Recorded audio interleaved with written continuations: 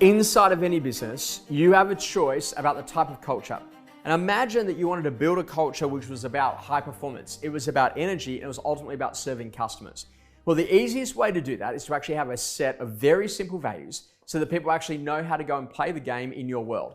And if you think about how to play the game in your world, then that's really about making sure that that culture is clearly defined. And a culture that's undefined is exactly that. So what's the best way to define the culture? Well, ultimately it starts around getting really clear on the purpose of the organization.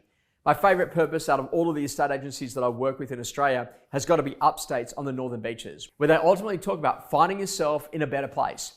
And everything they do, whether or not they're working with buyers, tenants, landlords, sellers, internal staff, sales, property management, project management, you name it, they ultimately think, how do we help people to find themselves in a better place? That's like a guiding principle.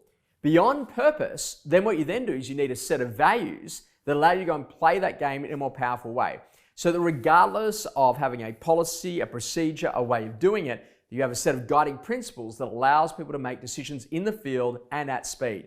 My favorite on that, for example, would have to be Place Estate Agents up in Brisbane, where they go to think about something we go to call RICE, which is respect, innovation, community, and excellence. So how do they demonstrate respect in the way they work with people, community, how they go to connect with people, what are they doing around innovation, and then what are they doing to make sure they're really demonstrating excellence? And it just allows you to make such better decisions when you know exactly where you're going. And then ultimately, we've then got our mission. So what are we trying to achieve this year in terms of the number of sales, the number of properties under management, our market share penetration? You get the idea. So think purpose, mission, and values drive the culture of the organization. Now, if you walked in and you said, okay, great, you can't be a different set of rules between the leadership and the management team, the ownership team, and ultimately the newest person that's just started. The rules have got to apply to everyone. And now more than ever before, culture really matters inside a business.